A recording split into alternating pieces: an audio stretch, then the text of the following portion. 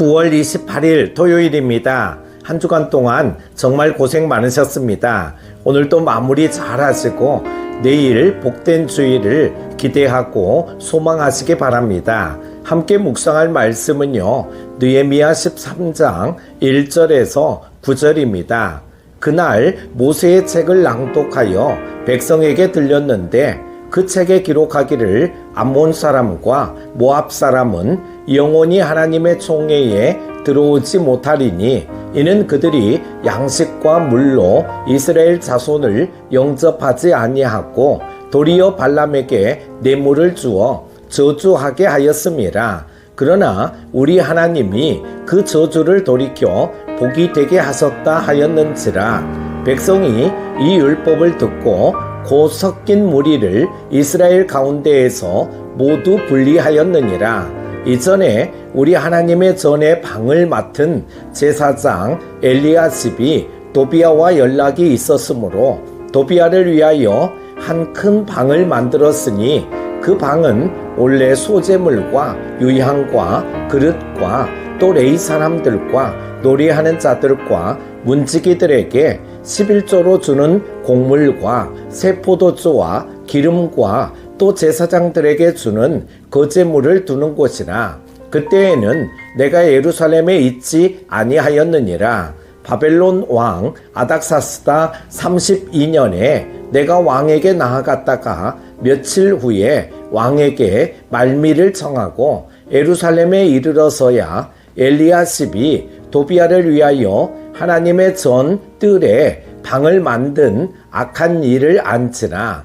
내가 심히 근심하여 도비아의 세간을 그 방 밖으로 다 내어 던지고 명령하여 그 방을 정결하게 하고 하나님의 전의 그릇과 소재물과 유향을 다시 그리로 들여 놓았느니라. 아멘. 영적 승리는 우리를 기쁘게 하고 흥분시킵니다. 그러나 한번 승리했다고 사탄을 완전히 이긴 것은 아닙니다.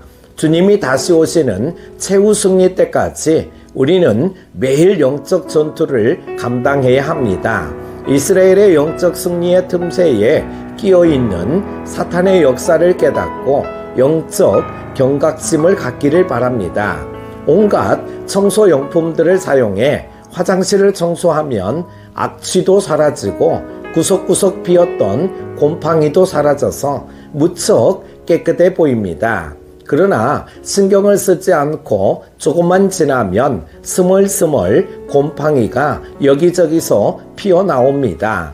이처럼 우리가 주의 말씀 가운데 견고히 서서 성령 충만한 삶을 살아가기만 하면 모든 죄악을 박멸할 수 있을 것 같지만 그렇게 쉽지 않습니다.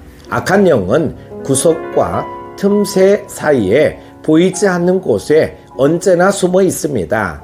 따라서 우리는 선줄로 생각하며 교만할 것이 아니라 넘어질 것을 조심하며 주님 오실 때까지 영적 전투를 싸워나가야 합니다. 이스라엘 백성은 율법의 말씀을 들으며 그 말씀에 어긋난 행동을 곧바로 수정합니다. 자신들과 함께 생활하며 영적으로 악영향을 끼칠 수 있는 이방의 무리를 모두 분리시킨 것입니다. 과거에 그들은 이방인과 절교하고 통혼하지 않기로 결단했었습니다. 그런데 어느 틈엔가 이방인들과 함께 섞여 살아가고 있었던 것입니다. 그뿐만 아니라 성벽 재건을 방해하던 온수 도비아를 위해 제사장이 성전에 방을 내주기까지 했는데 이제까지 그것을 문제 삼지 않았습니다. 영적 지도자의 무지는 영적 몰락을 앞당깁니다. 말씀과 기도로 부흥했던 한국교회가 어느덧 퇴락의 길을 걷고 있습니다. 세속의 문화가 교회 안으로 들어오는 와중에 영적 지도자들이 깨어 대비하지 않았기 때문입니다. 이제 우리는 주님이 오실 때까지 깨어 성령의 검을 들고 계속 싸워야 합니다. 악마는 디테일에 있다는 속담이 있습니다. 어떤 것을 대충 보면 쉬워 보이지만 제대로 해내려면 예상했던 것보다 더 많은 시간과 노력을 쏟아부어야 한다는 의미입니다. 로마의 박해 속에서도 흔들림 없이 성장했던 교회는 313년 콘스탄티누스의 밀라노 칙령으로 신앙의 자유를 얻었습니다. 380년 테오도시우스 황제가 병에서 회복된 것을 계기로 기독교는 로마의 국교가 되었습니다. 그러나 그로 인해 세속화의 물결이 교회 안으로 들어왔습니다. 깨끗한 그릇에 깨끗한 물을 담았다고 끝나는 것이 아닙니다. 거룩한 교회는 멈추지 않는 헌신과 희생 속에서 이루어져 가는 것입니다. 이방인 도비아가 제사장과 모종의 밀약을 맺고 성전의 방을 얻어 살았다는 사실을 느헤미야가 알게 됩니다. 이 모든 일은 느헤미야가 예루살렘을 잠시 떠나 있었을 때 일어난 일입니다. 이스라엘을 바른 길로 인도해야 할 지도자 중 한 사람은 영적으로 무뎌져 있고 다른 한 사람은 깨어 분노하며 단호하게 대처합니다. 느헤미야는 마치 예수님이 성전 상인들을 내쫓으시듯 도비아의 세간을 성전 방에서 내던졌습니다. 그리고 신속하게 그 방을 정결하게 청소하고 성전 그릇과 소재물과 유향으로 채웁니다.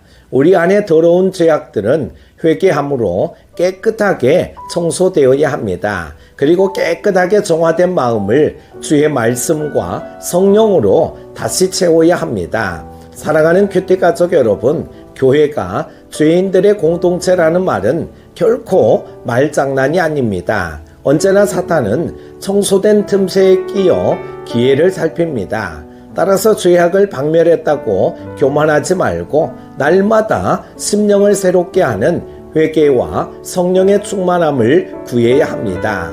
깨어 겸비하고 기도하는 교회만이 영적 전투에서 승리할 수 있습니다. 오늘 하루도 성령 충만하십시오. 기도합니다. 은혜로우신 하나님 아버지, 아침마다 말씀을 통하여 은혜 받게 하심을 감사드립니다.